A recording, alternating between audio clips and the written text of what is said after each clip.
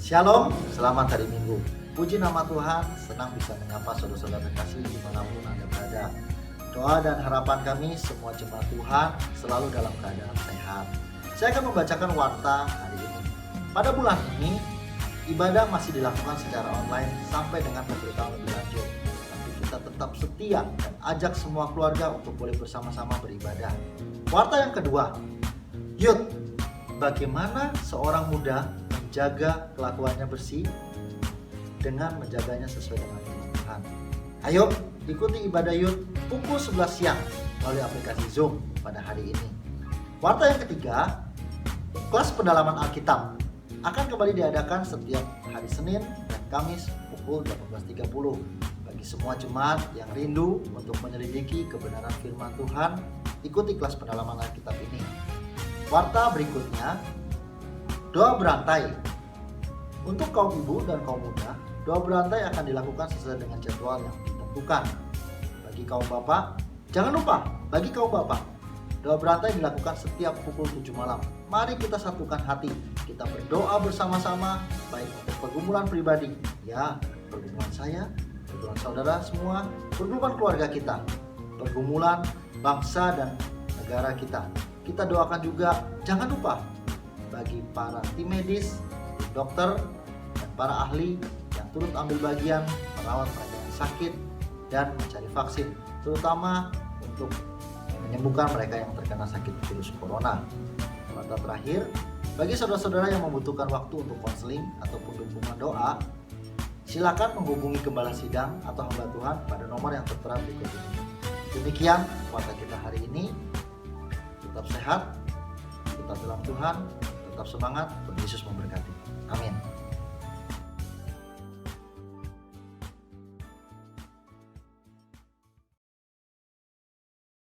Shalom, selamat hari Minggu, selamat beribadah kepada saudara-saudara terkasih dalam nama Tuhan dimanapun berada saat pagi hari ini.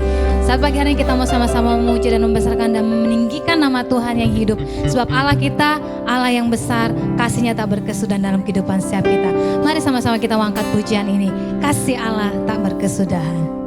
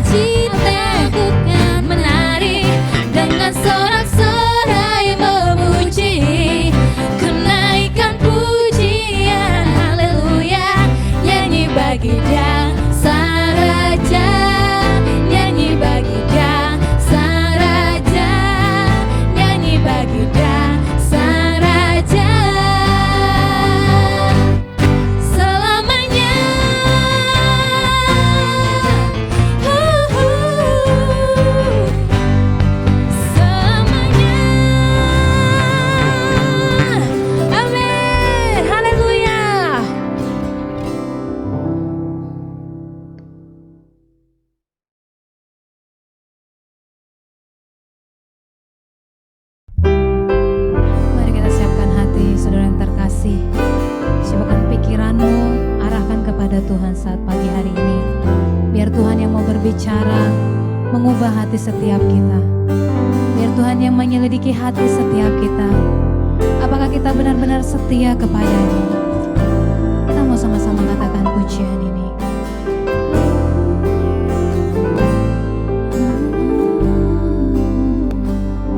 Selidiki aku, lihat hatiku,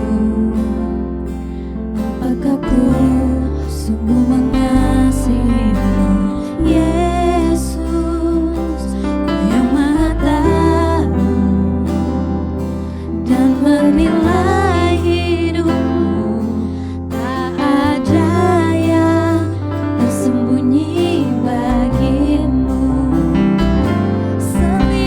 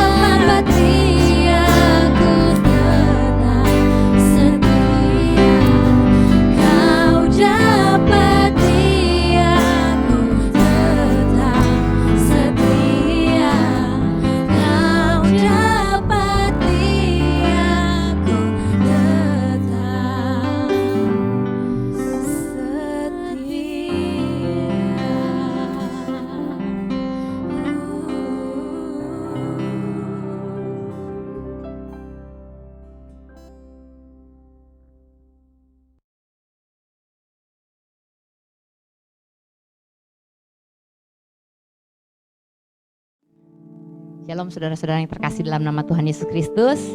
Selamat hari Minggu. Senang sekali kita bisa ketemu lagi walaupun lewat ibadah online, lewat aplikasi YouTube. Tapi kita percaya bahwa lawatan Tuhan tidak terbatas oleh apapun juga. Lawatan Roh Kudus akan terus kepada Bapak Ibu saudara-saudara sekalian yang mendengarkan firman Tuhan. Saya rindu sekali hari ini kita mau sama-sama tundukkan kepala kita sebelum kita mendengar kebenaran firman Tuhan. Mari kita berdoa. Terima kasih Tuhan Yesus, terima kasih untuk kebaikan-Mu dalam kehidupan kami. Terima kasih untuk penyertaan-Mu dalam kehidupan kami sampai pada hari ini. Tuhan, kalau sebentar kami mau mendengarkan firman-Mu, berbicaralah ya Tuhan melalui hamba-Mu, pakai lidah bibir hamba-Mu ya Tuhan, untuk mengungkapkan isi hati-Mu ya Tuhan, untuk mengungkapkan apa yang menjadi pesan dari Tuhan untuk jemaat-Mu. Biarlah Tuhan bukan hikmat manusia yang dipergunakan oleh hamba-Mu, tetapi hikmat yang dari Allah. Terima kasih Tuhan, terima kasih. Hamba-Mu juga mau menyerahkan jemaat kami dimanapun mereka berada. Biarlah mereka juga mempersiapkan hati mereka, mempersiapkan pikiran mereka, mempersiapkan tubuh mereka untuk menerima kebenaran firman Tuhan. Sehingga setiap benih yang ditabur dapat masuk ke dalam hati dan tumbuh di hati yang subur di setiap jemaat-Mu di tempat ini. Terima kasih Yesus, terima kasih. Berkati setiap jemaat GP Immanuel yang mendengarkan firman ini ya Tuhan. Berkati juga setiap jemaat lain yang mendengarkan firman ini. Jadikan setiap firman menjadi berkat, menjadi buah dalam kehidupan, sehingga banyak orang yang merasakan kasih Kristus melalui kehidupan kami semua. Terima kasih Bapa, terima kasih. Kami mau serahkan doa yang jauh sempurna ini hanya di dalam satu nama anak-Mu yang tunggal, Tuhan Yesus Kristus. Haleluya. Amin. Hari ini saya mau berbicara masih tentang karunia roh ya. Sekali lagi tentang karunia roh. Mari saya rindu kita semua sama-sama membaca dari 1 Korintus 14 ayat 1 sampai 5. Ya. Baik, kita mau baca sama-sama. Bapak Ibu baca di rumah, saya akan membacakan untuk Bapak Ibu sekalian. Ya, yang pertama 1 Korintus 14 ayat yang ke-1 berkata, kejarlah kasih itu dan usahakanlah dirimu memperoleh karunia-karunia roh, terutama karunia untuk bernubuat. Siapa yang berkata-kata dengan bahasa roh tidak berkata-kata kepada manusia, tetapi kepada Allah. Sebab tidak ada seorang pun yang mengerti bahasanya. Oleh roh ia mengucapkan hal-hal yang rahasia. Tetapi siapa yang bernubuat, ia berkata-kata kepada manusia. Ia membangun, menasihati, dan menghibur. Siapa yang berkata-kata dengan bahasa roh, ia membangun dirinya sendiri. Tetapi siapa yang bernubuat, ia membangun jemaat. Aku suka supaya kamu semua berkata-kata dengan bahasa roh. Tetapi lebih daripada itu, supaya kamu bernubuat. Sebab orang yang bernubuat lebih berharga daripada orang yang berkata-kata dengan bahasa roh.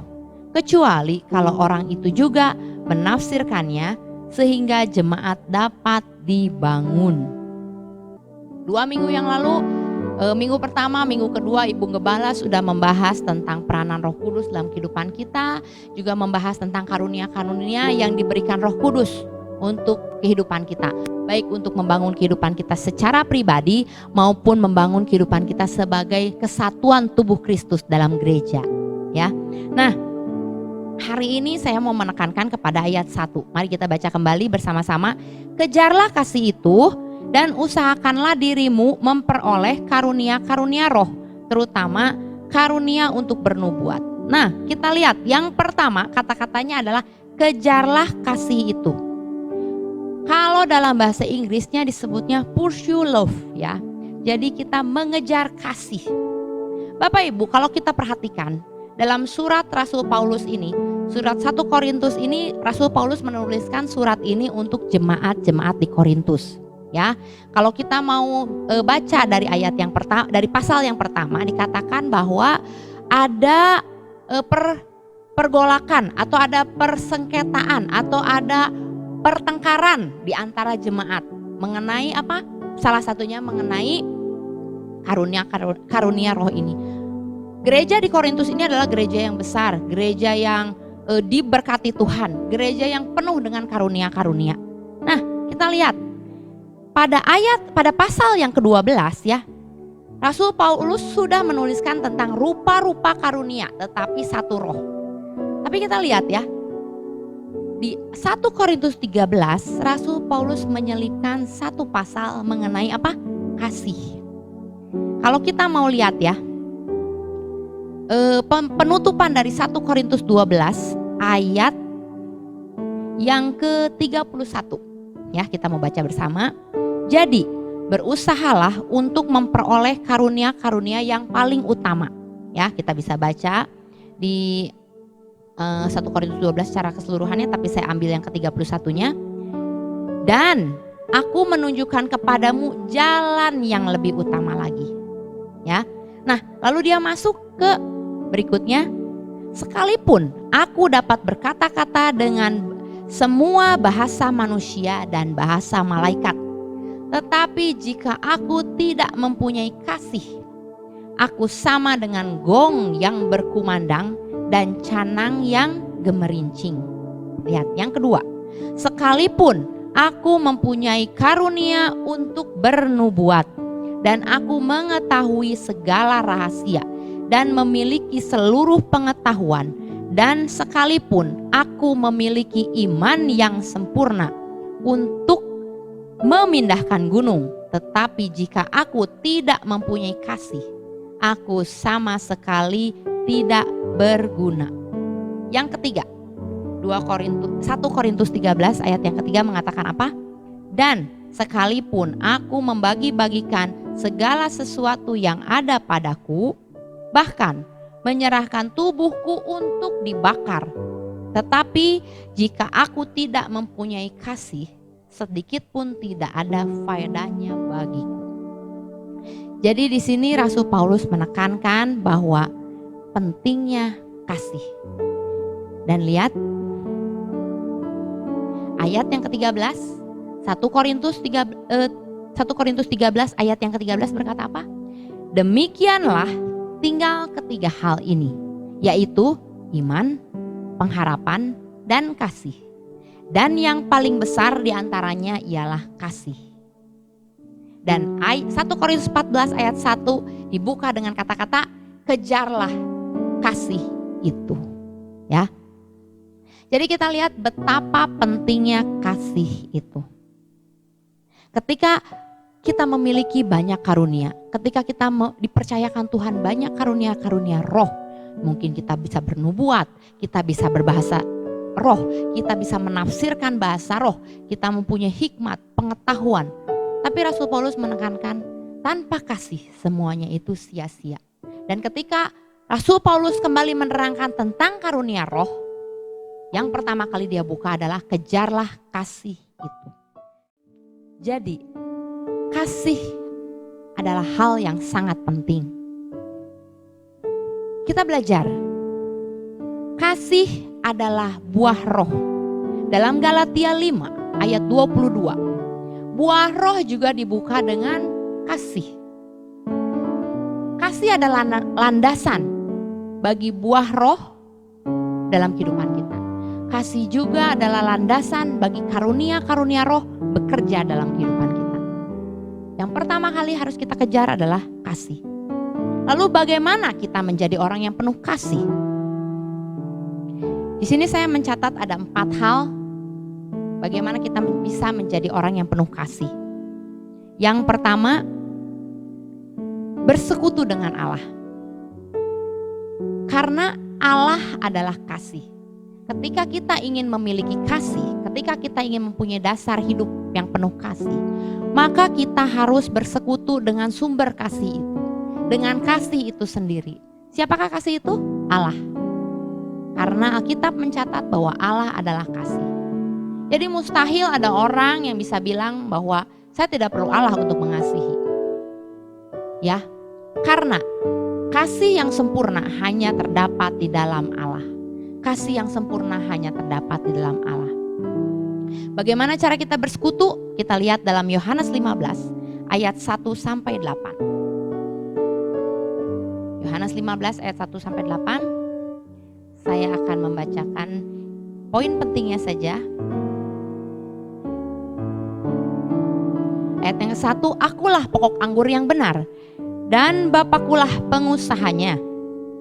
Setiap ranting padaku yang tidak berbuah dipotongnya, dan setiap ranting yang berbuah dibersihkannya supaya ia lebih banyak berbuah. Kamu memang sudah bersih karena firman yang telah kukatakan kepadamu. Ayat yang keempat, perhatikan baik-baik. Tinggallah di dalam aku dan aku di dalam kamu. Sama seperti ranting tidak dapat berbuah dari dirinya sendiri kalau ia tidak tinggal pada pokok anggur, demikian juga kamu tidak berbuah jikalau kamu tidak tinggal di dalam aku.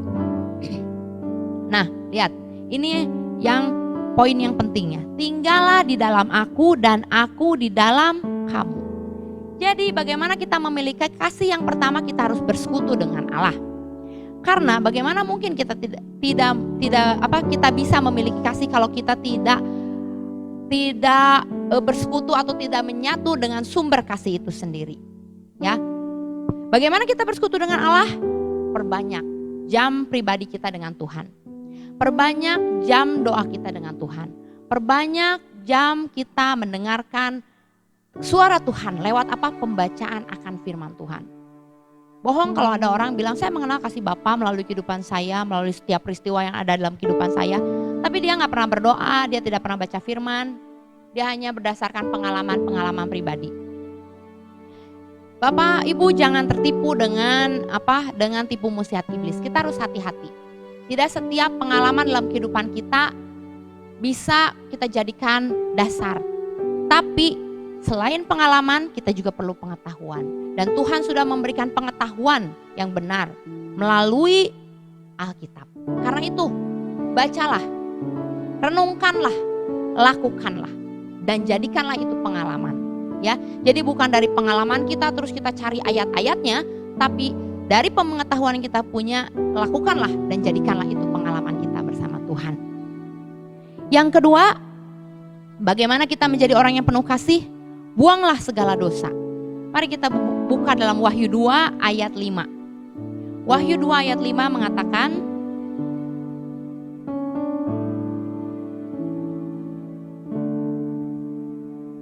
sebab itu ingatlah betapa dalamnya engkau telah jatuh. Bertobatlah dan lakukanlah lagi apa yang semula engkau lakukan.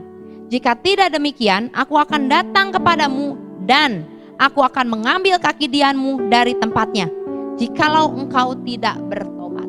Lihat Bapak Ibu sekalian, yang paling penting ketika kita mau menjadi orang yang penuh kasih adalah tadi yang pertama bersekutu dengan Allah, yang kedua buanglah segala dosa. Tuhan mau apa? Kita bertobat. Sedalam apapun kita jatuh, kalau kita bertobat dan melakukan lagi apa yang semula kita lakukan, yaitu kembali kepada kasih Allah yang mula-mula, maka Allah akan mengampuni.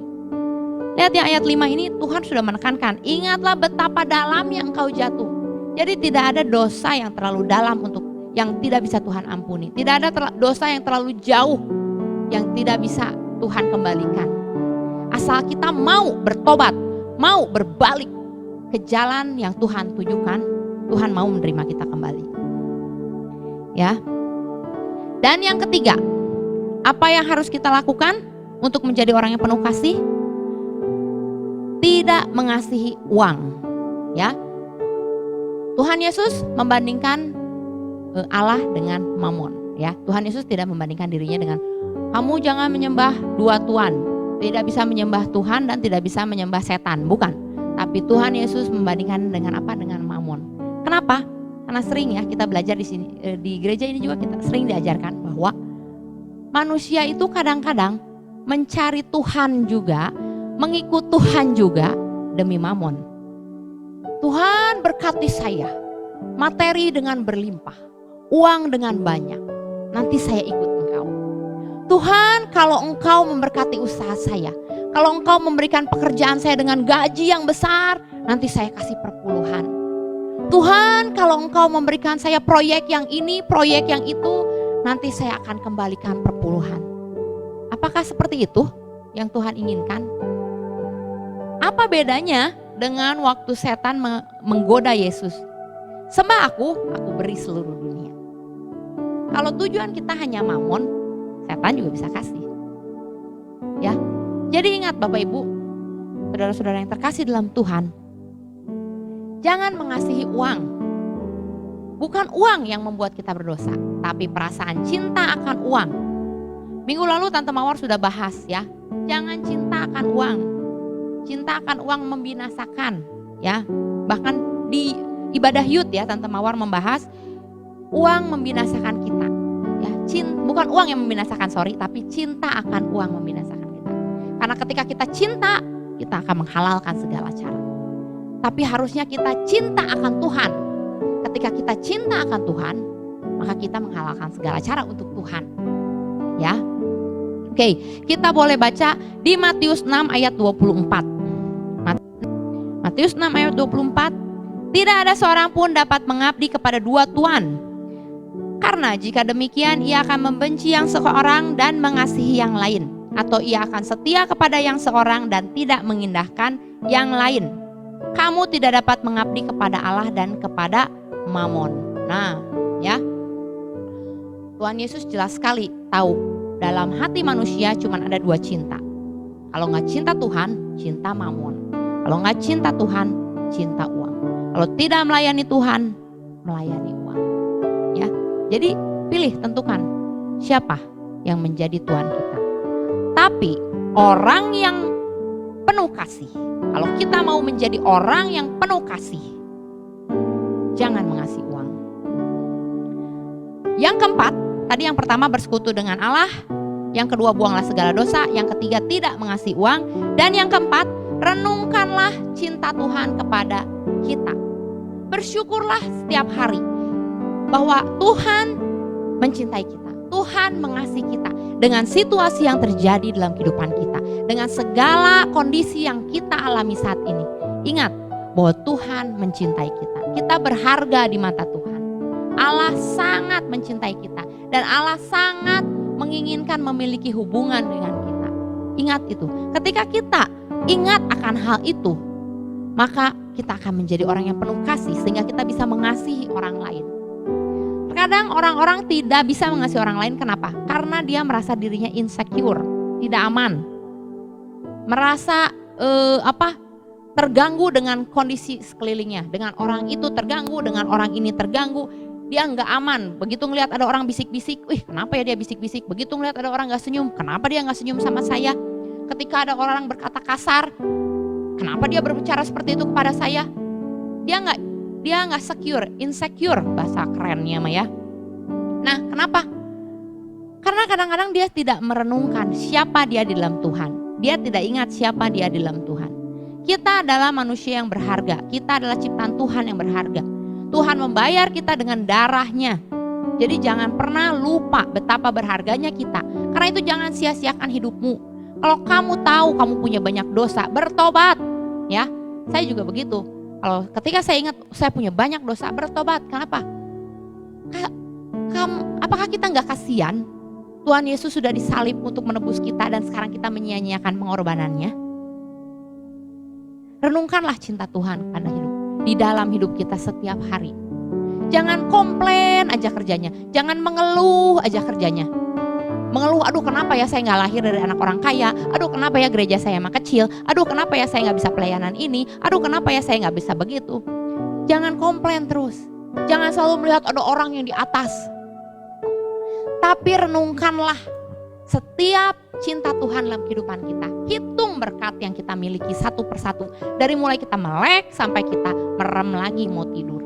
Ya, saya percaya jemaat di tempat ini, jemaat GPI Immanuel, bahkan semua orang yang mendengarkan firman Tuhan ini bukan orang-orang yang kekurangan, bukan orang-orang yang tidak makan. Pasti karena kita masih bisa membuka YouTube, ya kan? Pasti kita masih punya uang untuk makan, untuk pakai. Tuhan berkata apa? Asal ada makan dan pakai cukuplah. Ya, jadi jangan berpikir ingin itu, ingin ini. renungkanlah cinta Tuhan. Jangan terlalu banyak komplain dalam kehidupan ini Bapak Ibu. Ya. Nah, itulah 4 hal yang saya catat, yang saya renungkan. Bagaimana kita menjadi orang yang penuh kasih, bersekutu dengan Allah, membuang segala dosa, tidak mengasihi uang, dan merenungkan cinta Tuhan setiap hari. Dengan melakukan 4 hal ini, kita bisa menjadi orang yang penuh dengan kasih. Ya. Kita bisa melayani tanpa kasih, tapi kita tidak bisa mengasihi tanpa melayani. Ya. Jadi orang yang melayani Tuhan kadang-kadang mungkin dia tidak dilandasi kasih. Ya bisa aja motivasinya macam-macam. Bisa aja dilandasi oleh cari ketenaran, cari konten YouTube ya sekarang mah banyak ya, atau nggak cari apapun juga. Tapi kalau orang yang mengasihi pasti dia melayani. Walaupun dia tidak dilihat orang, tidak ada yang menghargai, tidak ada yang mengucapkan terima kasih, dia tetap mengasihi. Kenapa? Karena ada kasih Allah, karena dia melandasi segala sesuatunya dengan kasih. Amin. Tadi yang pertama, kejarlah kasih itu. Dan yang kedua, usahakanlah dirimu memperoleh karunia-karunia roh. Nah, perhatikan saudara-saudara terkasih. Usahakanlah dirimu. Kata usahakanlah dirimu memperoleh. Dalam bahasa Yunaninya itu artinya zelot, ya. Yang berarti apa? Bersemangat atau berkobar-kobar. Ya. Jadi karunia roh itu harus kita usahakan dengan semangat. Dengan semangat kita berusaha meminta, meraih pada Tuhan. Ya. Jangan berpikir bahwa karunia roh makan pemberian. Ya udah dikasih syukur, enggak juga enggak apa-apa. Enggak butuh-butuh amat. Jangan seperti itu Bapak Ibu. Kita harus tahu betapa pentingnya karunia-karunia roh itu untuk membangun jemaat. Baik untuk membangun diri kita sendiri maupun untuk membangun jemaat Tuhan, tubuh Kristus. Karena itu usahakanlah dirimu untuk memperoleh karunia-karunia tersebut ya. Nah, di sini dikatakan terutama karunia untuk bernubuat. Ya. Lihat Bapak Ibu, kenapa Rasul Paulus mengatakan karunia untuk bernubuat? Karena dalam bernubuat itu ada kata-kata bernubuat itu ada 2 hal ya Bapak Ibu ya. Yang pertama, seorang hamba Tuhan bernubuat ketika dia memberitakan firman Tuhan. Dia mendapat pewahyuan dari Tuhan, dia membaca, merenungkan, mendapat pewahyuan dari Tuhan, dia mengajarkannya. Seperti apa yang dilakukan oleh para hamba-hamba Tuhan di gereja ini, oleh Ibu Gembala. Kita bernubuat melalui pewahyuan. Kita membaca firman, kita menyampaikannya kepada jemaat untuk membangun kehidupan jemaat. Itu juga salah satu dari bernubuat.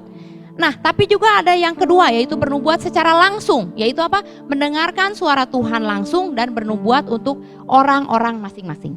Ya. Nah, itu juga kita sering lihat, sering saksikan di gereja kita. Mungkin ada satu pendeta mendoakan siapa. Allah berbicara tentang apa, ya. Nah, kenapa Rasul Paulus mengatakan terutama karunia untuk bernubuat? Karena dalam bernubuat kita sedang membangun jemaat, ya. Karena dalam bernubuat kita membangun orang lain, ya. Nah, Bapak Ibu, kita belajar di sini ya. Kita lanjut ke ayat yang kedua. Siapa yang berkata-kata dengan bahasa roh tidak berkata-kata kepada manusia, tetapi kepada Allah. Sebab tidak ada seorang pun yang mengerti bahasanya, oleh roh ia mengucapkan hal-hal yang rahasia. Nah, kadang-kadang beberapa orang Kristen itu memandang remeh berbicara dalam bahasa roh. Kenapa? Karena mereka punya prasangka-prasangka yang seperti ini. Berbicara bahasa roh adalah karunia yang paling kecil dari semua karunia Roh Kudus. Jadi gak terlalu perlulah berbicara dalam bahasa roh. Toh gak semua gereja juga orang-orangnya bisa berbahasa roh. Ya, jangan berpikiran seperti itu. Yang kedua, orang-orang berprasangka apa? Kemampuan untuk berbicara dalam bahasa roh sudah tidak ada lagi.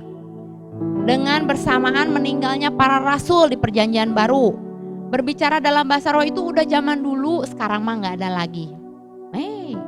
Ya. Yang ketiga, kadang-kadang orang berpikir udah tidak berguna berbicara dengan bahasa roh, gak ada yang ngerti. Nanti kalau misalnya ada orang masuk ke dalam gereja, kamu lagi bicara bahasa roh, mereka jadi bingung. Itu mah nggak bisa dimengerti. Nah, Bapak Ibu, kita lihat sepenting apa sih kita berbicara dalam bahasa roh?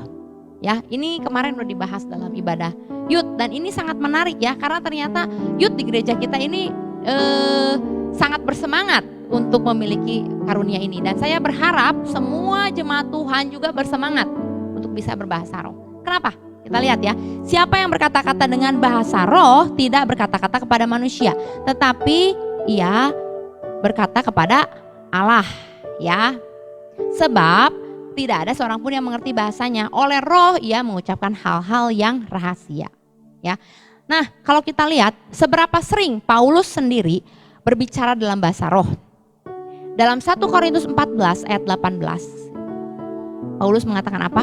Aku mengucap syukur kepada Allah bahwa aku berkata-kata dengan bahasa roh lebih daripada kamu semua. Bayangin, Rasul Paulus mengucap syukur kenapa? Karena dia berkata-kata lebih daripada semua jemaat di Korintus. Nah, berarti Rasul Paulus juga mengatakan bahwa berbahasa roh itu sangat penting. Nah ya, apa yang terjadi ketika orang Kristen, ketika orang percaya berkata-kata dalam bahasa roh? Yang pertama sudah disebutkan, dia berkata-kata hanya kepada Allah, ya, yang ayat kedua tadi ya. Dia berkata-kata bukan kepada manusia. Nah, karena itu bahasa roh, kalau kita sedang berbicara dalam bahasa roh atau berdoa dalam bahasa roh, kita sedang menyembah Tuhan, memuji Tuhan, berkata-kata kepada Tuhan, ya. Dan yang kedua, dia berkata-kata hal-hal yang rahasia, ya. Dengan sebab oleh roh ia mengucapkan hal-hal yang rahasia. Kadang-kadang ada hal-hal yang tidak terucapkan, ada pergumulan-pergumulan, penderitaan-penderitaan atau sakit hati kita yang begitu berat sehingga kita tidak bisa mengucapkannya, dan itu bisa diucapkan kepada Tuhan melalui apa? Melalui bahasa roh. Kita berbahasa dalam bahasa roh, ya. Tuhan akan memberi satu kelepasan, satu kelegaan ketika kita berdoa dalam bahasa roh. Dan yang ketiga, berbahasa roh ia membangun dirinya sendiri. Kita lihat 1 Korintus 14 ayat 4 berkata apa? Siapa yang berkata-kata dengan bahasa roh, ia membangun dirinya sendiri. Ya.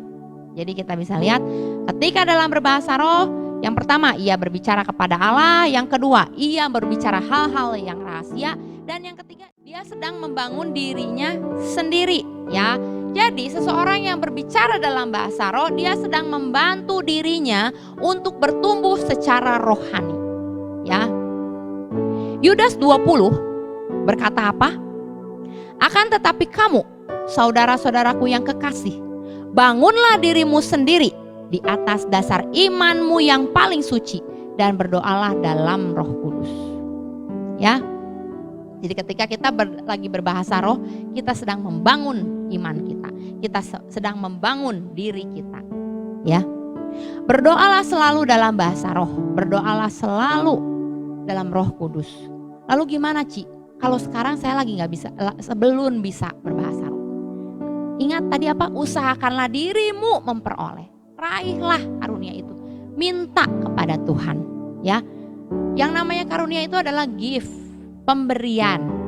Yang namanya pemberian itu bisa didapat ketika kita meminta, ya. Pemberian itu bukan sesuatu yang kita bekerja terus kita dikasih, enggak. Tapi ketika kita meminta itu diberi. Amin. Nah, sekarang pertanyaannya kembali, ingin mempunyai bahasa roh? Sudahkah kita meminta? Adakah keraguan dalam diri kita? Aduh, nanti bahasa roh saya gimana ya? Sungguh-sungguhkah kita ingin memiliki karunia itu?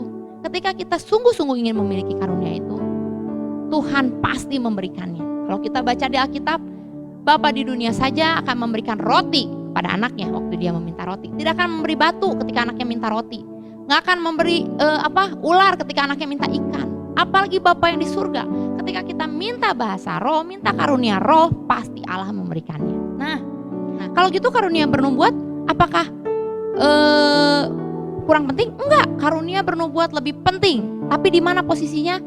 Di dalam jemaat. Kenapa? Karena karunia bernubuat itu untuk membangun jemaat, untuk membangun tubuh Kristus, ya.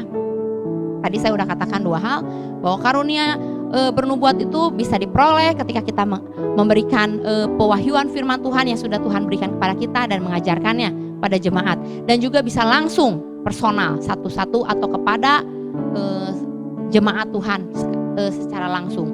Nah, jadi lihat ya, ayat yang ketiga ditegaskan kembali, siapa yang bernubuat ia berkata-kata kepada manusia, ia membangun, menasehati dan menghibur. Lihat, ketika Bapak Ibu, ketika kita memiliki karunia untuk bernubuat, lihat, nubuatan kita itu isinya untuk apa?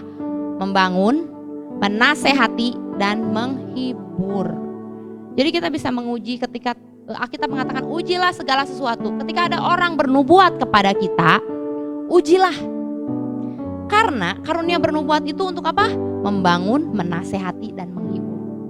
Jadi karunia bernubuat itu tidak mengintimidasi seseorang, tidak membuat seseorang itu down, jatuh, tapi dia akan membangun, berisi nasihat-nasihat supaya hidup seseorang itu menjadi lebih baik lagi, menghibur hati yang patah, menghibur hati yang sedih.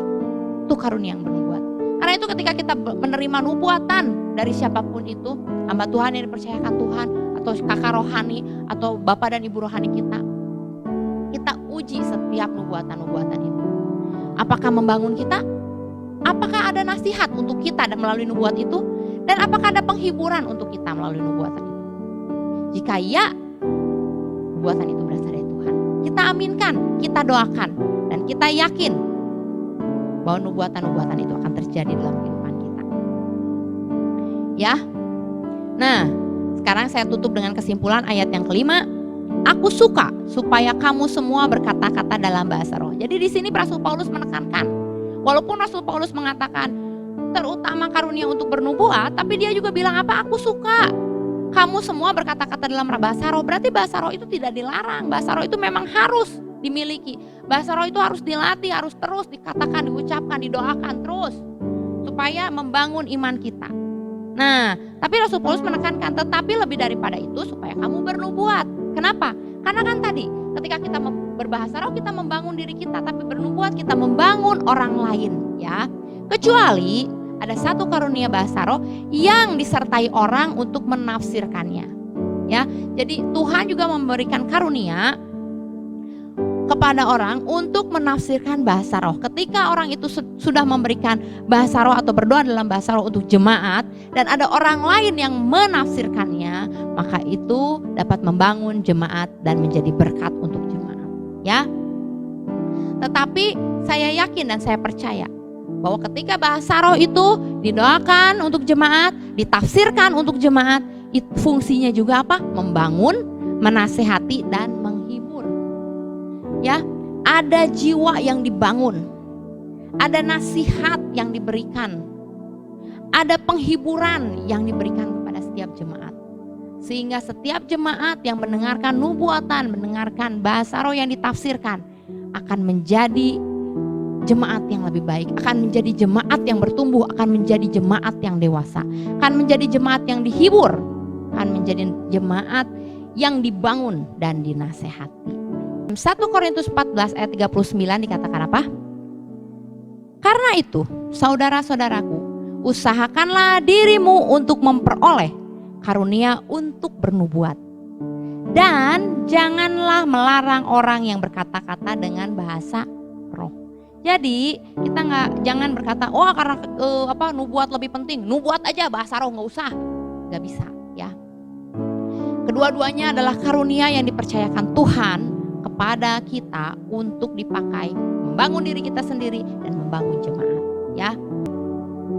Apakah orang Kristen boleh memiliki karunia-karunia roh tanpa buah roh? Tentu saja jawabannya tidak, ya. Jadi semua orang Kristen ketika kita memiliki karunia roh, kita juga harus bisa menghasilkan buah roh. Jangan lupa Bapak Ibu, ingat kata-kata tadi yang pertama, yaitu apa? Kejarlah kasih, ya. Jadi bagian yang paling penting yang menjadi dasar bagi kita semua adalah kasih. Ya, kita tidak bisa mengagung-agungkan karunia yang Tuhan berikan kepada kita tanpa menghasilkan buah dalam kehidupan kita. Kita tidak bisa bilang, wah saya dipakai Tuhan dahsyat luar biasa, ketika orang tidak menikmati buah roh dari kehidupan kita. Ketika orang tidak bisa melihat kasih kita, orang tidak bisa melihat, tidak merasakan sukacita. Ketika orang tidak merasa damai sejahtera bersama kita. Bagaimana dengan kemurahan kita, kebaikan kita? Bukan cuma karunia-karunia saja yang penting, tapi Tuhan juga menginginkan hidup kita berbuah bagi banyak orang. Kita menjadi berkat bagi banyak orang. Karena melalui buah roh, kita memberkati lebih banyak orang lagi. Ketika kita memiliki karunia, kita memberkati jemaat. Tapi ketika kita menghasilkan buah, kita memberkati banyak orang. Amin. Puji nama Tuhan. Saya percaya jemaat di tempat ini adalah jemaat yang mengejar karunia-karunia roh. Dan jemaat yang menghasilkan buah-buah roh. Ya, saya percaya bahwa jemaat di tempat ini adalah jemaat yang meminta karunia kepada Tuhan dan menangkap dengan iman. Tapi juga yang memiliki waktu dan mau bekerja keras agar pohon kita berbuah dan buah roh itu nampak dari kehidupan kita. Firman Tuhan mungkin tidak panjang, tetapi saya percaya bahwa Roh Kudus akan terus bekerja dalam kehidupan kita. Roh Kudus akan terus bekerja, berbicara pada hati kita, berbicara kepada telinga rohani kita, kepada mata rohani kita, menjaga setiap tingkah laku kita, kata-kata kita, mulut kita, telinga kita, mata kita, semua kita jaga untuk Tuhan. Saya percaya bahwa jemaat di tempat ini adalah jemaat-jemaat yang dikaruniai Tuhan dengan berlimpah. Terima kasih untuk hari ini. Terima kasih juga untuk lawatan Tuhan. Mari kita berdoa. Terima kasih Tuhan, terima kasih untuk lawatan Engkau. Terima kasih untuk kebaikan-Mu ya Tuhan. Hari ini hamba-Mu sudah selesai berbicara, tapi hamba-Mu percaya Bapa, bahwa Roh Kudus-Mu akan terus melawat setiap hati jemaat-Mu di tempat ini. Setiap hati jemaat-Mu yang mendengarkan firman Tuhan. Tidak berhenti saja sampai YouTube ini berakhir, tapi terus merema dalam kehidupan setiap jemaat-Mu yang mendengarkan. Sehingga jemaat-Mu menjadi jemaat-jemaat yang bersemangat untuk meraih karunia-karunia roh, dan juga jemaat yang mau menghasilkan buah roh di dalam setiap kehidupan kami. Terima kasih Tuhan, terima kasih. Berkati setiap jemaat-Mu di tempat ini Tuhan. Berkati mereka dengan berkat pagi, berkat siang, berkat sore hari, dan berkat malam hari. Kami percaya bahwa di dalam Engkau ada kuasa, di dalam Engkau ada karunia, di dalam Engkau kami bisa menghasilkan buah ketika kami meletakkan landasan kasih dalam kehidupan kami. Terima kasih Bapa, terima kasih. Tuhan, kami juga berdoa khusus untuk negara kami, khusus untuk kota Bandung. Tolong Tuhan, jamah kota kami ini ya Tuhan. Sembuhkanlah kota kami dari penyakitnya Tuhan, dari wabah yang sedang ada di kota kami ini Tuhan. Kami rindu ya Tuhan untuk kembali berkumpul bersama-sama di tempat ini ya Tuhan. Kami yakin dan kami percaya bahwa Engkau akan mengabulkan ya Tuhan. Biarlah Bapa, bulan depan kami bisa berkumpul kembali. Biarlah situasi menjadi lebih baik lagi ya Tuhan. Dan biarlah Bapa kami bisa sama-sama memuji dan memuliakan Engkau di gereja kami. Berkati setiap jemaat-Mu juga Tuhan, dimanapun mereka berada.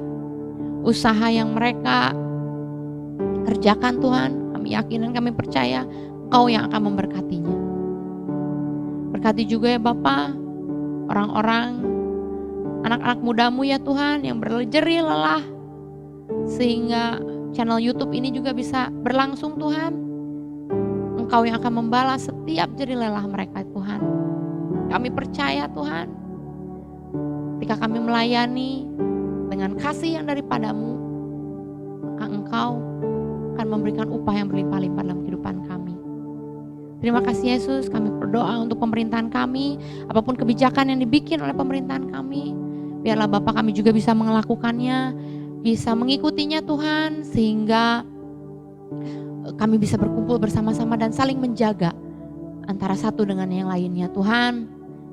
Kami berdoa juga untuk orang-orang yang saat ini masih ada di rumah sakit, dokter yang sedang berjuang menghadapi pasien-pasien yang terkena virus corona ini Tuhan. Berikan kekuatan, kesabaran pada mereka ya Tuhan. Kami percaya, kami yakin bahwa melalui peristiwa ini Engkau sedang mengajarkan sesuatu kepada kami, bahwa melalui peristiwa ini nama-Mu dipermuliakan. Terima kasih Tuhan, terima kasih. Kami percaya Engkau memberkati kami ya Tuhan. Kami percaya bahwa berkat-Mu hadir dalam kehidupan kami. Saya undang setiap jemaat untuk sama-sama berdoa dengan doa yang diajarkan oleh Tuhan Yesus. Bapa kami yang di surga, dikuduskanlah nama-Mu, datanglah kerajaan-Mu, jadilah kehendak-Mu di bumi seperti di surga. Berikanlah kami pada hari ini makanan kami yang secukupnya, dan ampunilah kami akan kesalahan kami, seperti kami juga mengampuni orang yang bersalah kepada kami. Janganlah membawa kami ke dalam pencobaan, tapi lepaskanlah kami daripada yang jahat. Karena Engkaulah yang mempunyai kerajaan, kuasa dan kemuliaan sampai selama-lamanya. Amin. Bapa, terima kasih.